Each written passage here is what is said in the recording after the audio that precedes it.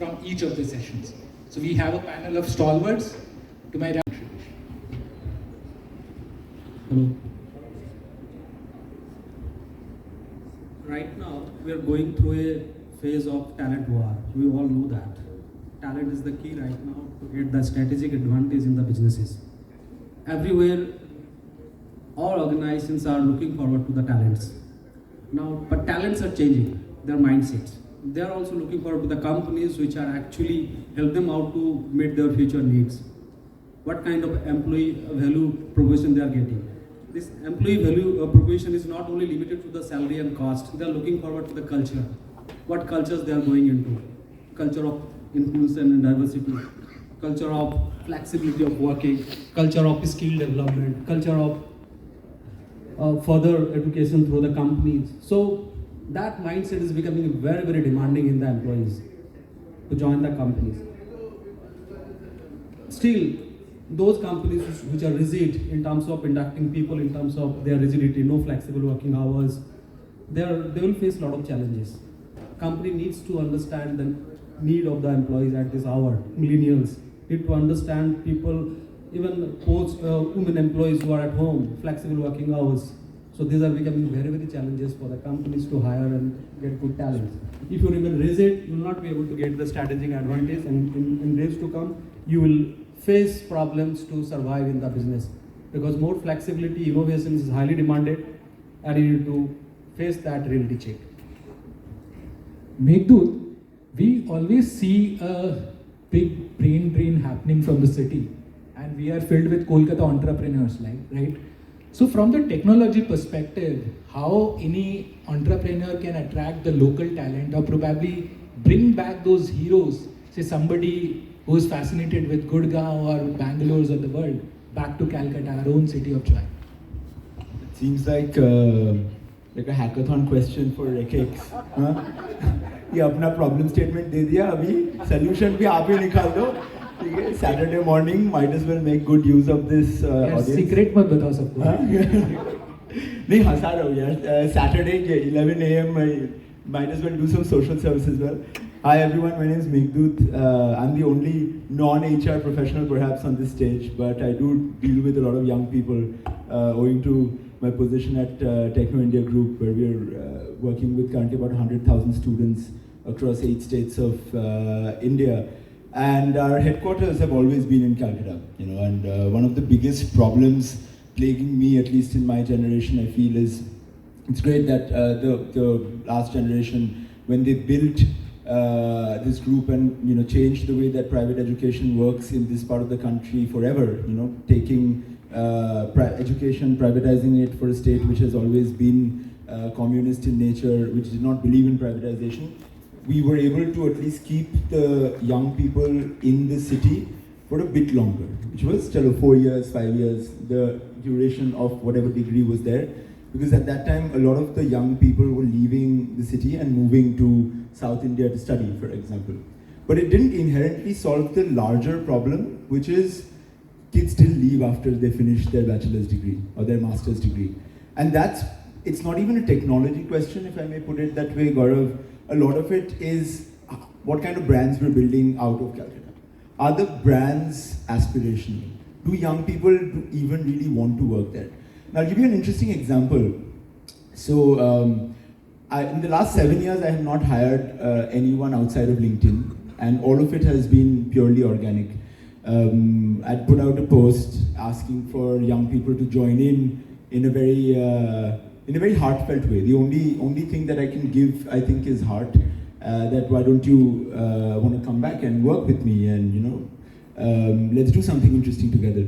And a couple of weeks ago, I had done the same, and I was looking for a chief of staff for my office. That I am absolutely running crazy with all the business verticals, things that are happening. I'm not being the most productive version of myself. I'd love for a chief of staff to come.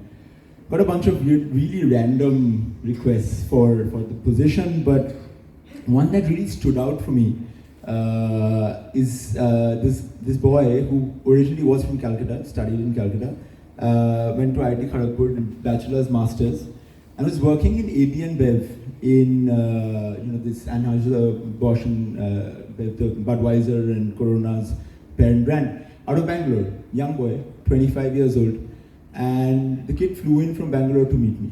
And I had my first set of interviews with him the other day. And I asked him, I was like, so you were in Calcutta for the meeting? He's like, no, I flew in from Bangalore. I was like, why? He's like, no, because for once I saw hope. He's 25 years old. I was like, you already have a great job, you're working in Bangalore. He's like, no, it's not about that. What am I contributing back? On my day-to-day, when I wake up in the morning and I put on my clothes, I see that I'm going back to a place where I'm only contributing and I'm getting financially remunerated for it, but I'm not getting remunerated in terms of my passion and what I want to do. And that's something that stood with me. It didn't turn out like an interview, ladies and gentlemen. It turned out into 4.5 hours of him shadowing me on my first day. Second day, again, another 4 hours, and he's just around.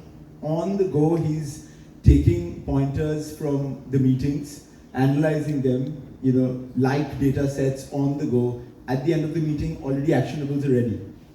And I'm like, wait, we have these talents in Calcutta.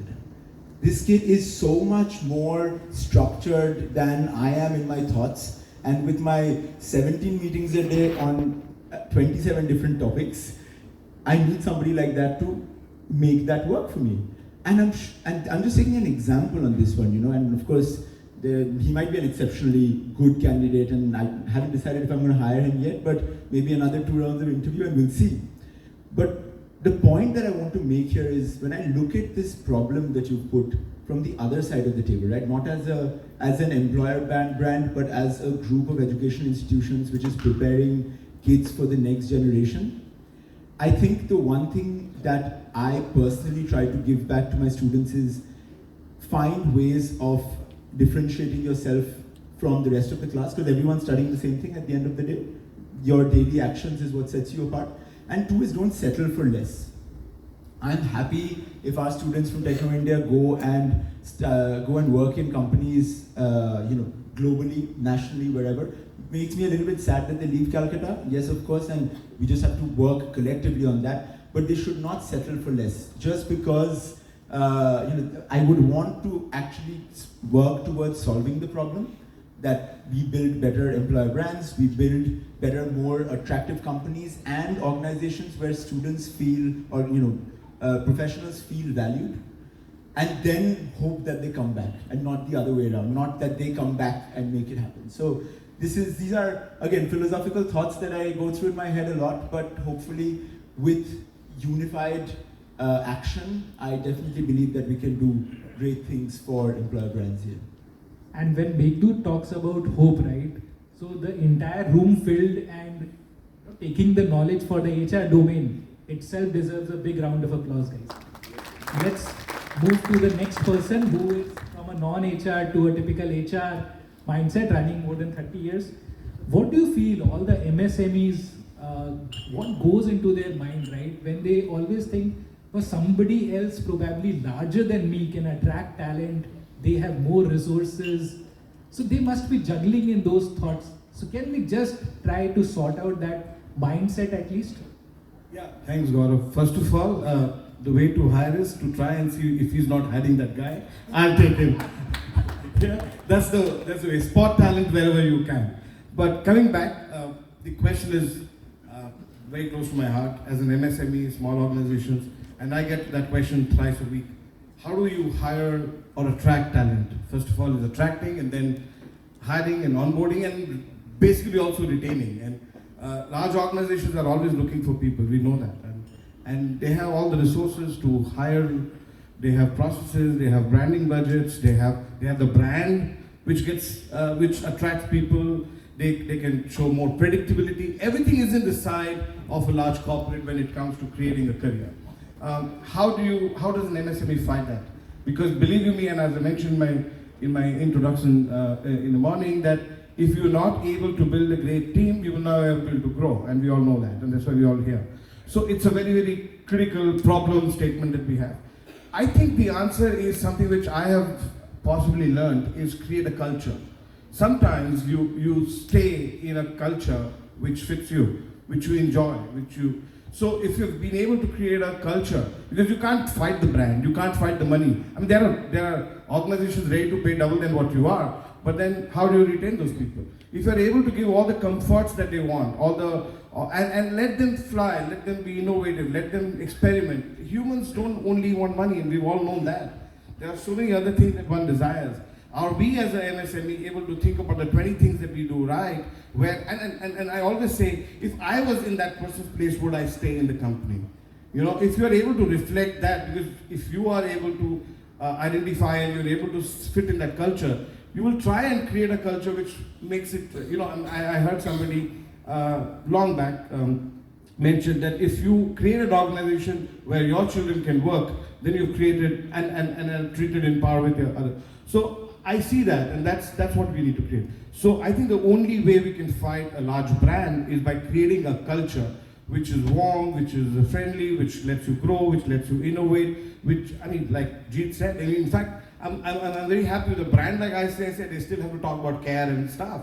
So obviously an MSME has to create those strategies. I think that's the only way you can fight it. Very pertinent topic, and when you talk about culture, right? So as a new age consultancy, we keep on getting mails from the HR head saying this guy is a cultural misfit, right? So that itself says a lot and talks more about the cultural topic. But Gaurav, I want to interrupt? Sorry. Please, go ahead.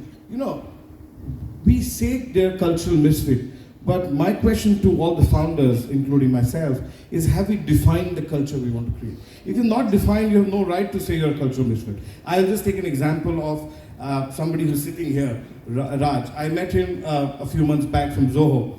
And this is a learning that I've carried, and that I don't know if you remember the sentence. When I met you first, you said, in Zoho we have a culture of Zara Hatke.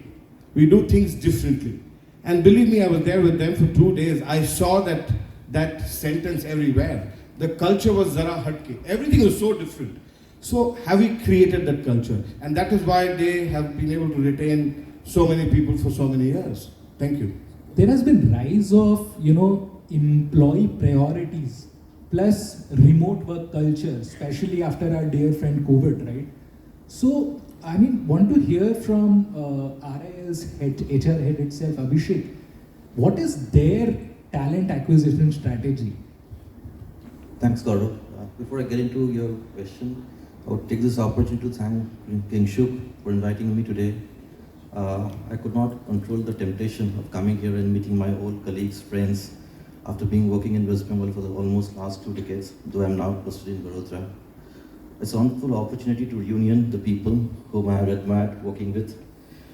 Getting back to your question of talent acquisition strategies, Reliance as an organization has its footprints in multiple business segments.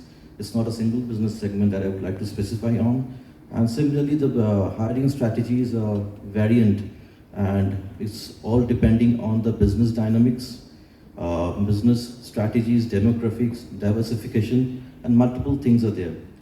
But one thing that I would like to hit as a common factor is that in continuation to the traditional way of hiring, skill-based hiring is something that Reliance is looking into.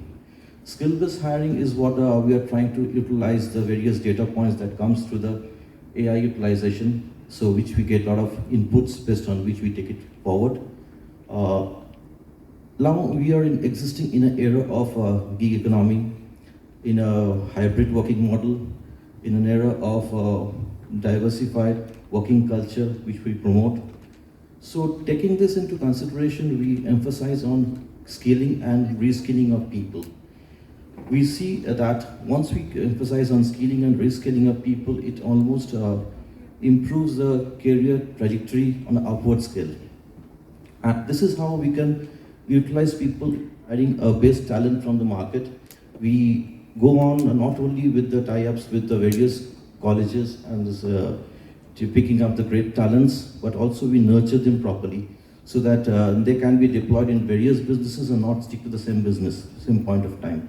Because that also gives the candidate an opportunity to learn different business. So that is how we look into the entire things. Also, I would like to mention that this has further opened up with the digitization, which has given us a new advent. So we are trying to make best utilization of this scheme, that we can make best talent hirings and utilize them the right way. So for an employer, it is important for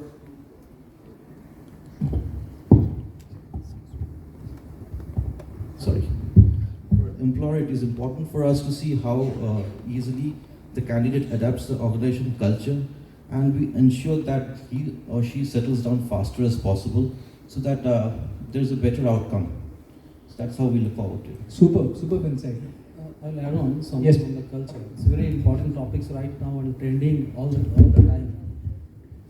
What can the startups in Calcutta do to attract these kind of folks from the perspective of employer branding itself? So I think take that maybe in two ways. One, how can startups attract more talent? And the other can be how can corporates Larger companies. work with Yeah. startups and build, collectively bring back more talent. And I think, we are, of course, it's a TIE event. At some point, the innovation point had to come, right? Otherwise, what are we even doing here? Because the way that HR practices have changed over time, I think corporate startup engagement has been a big part of that.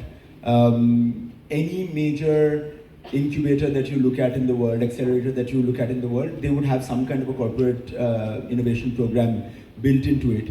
And in most cases, because primarily corporates don't have the time, energy, wherewithal to actually see what are the next steps in which their own product lines can get disrupted, right? Which is why it's just easier, more agile, get like a completely acquire or acquihire startup, which has been built perhaps to specification in a way through a corporate innovation program, and then bring them back into it.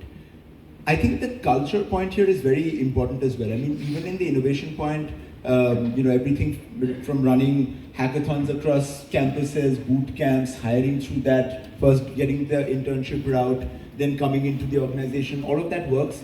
But I think the culture of an organization is also very much a trickle-down effect from, there's only one person in an organization who builds culture, right? Because it's very intangible. If you think about it, it's easy to probably put a few words onto it and say, hey, this is the mission, vision of the company, etc.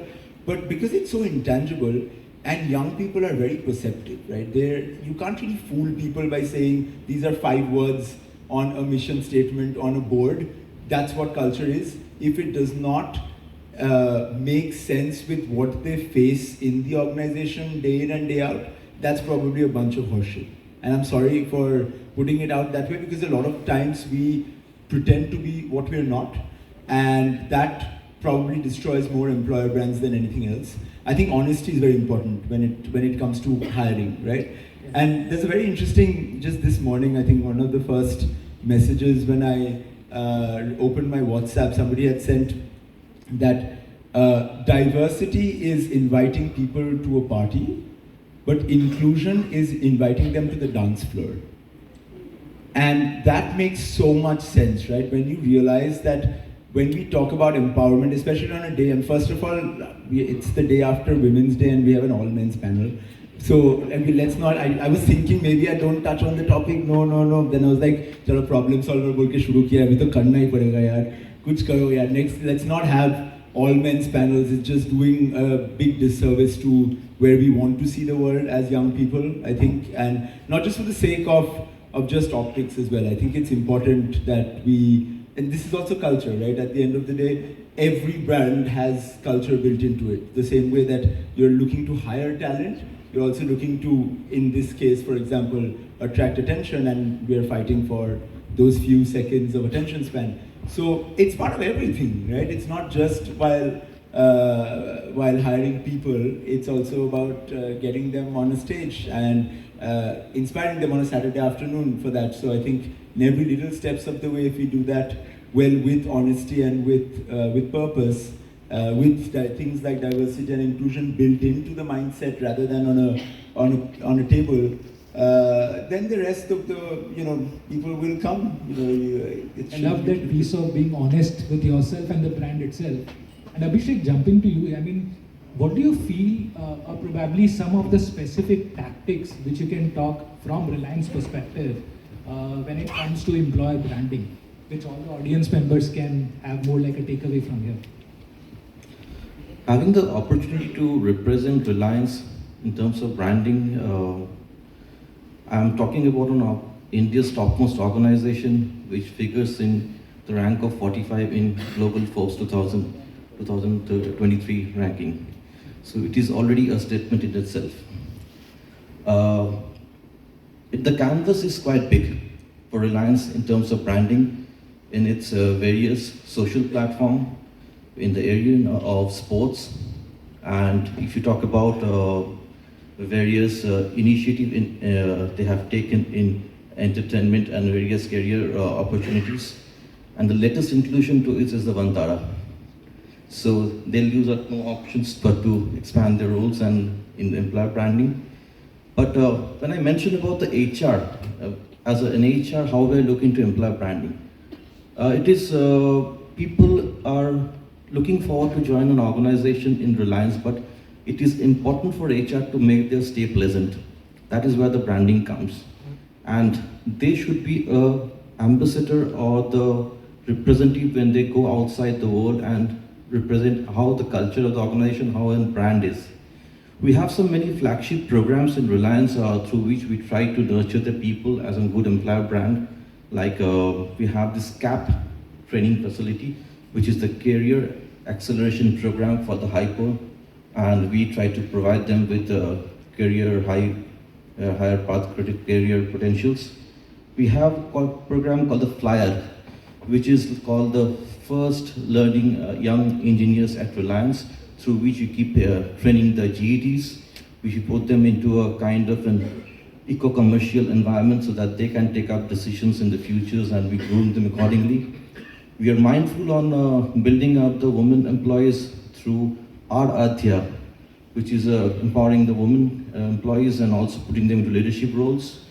There are many training opportunities that we have through the R universities, which has a great repository of training resources.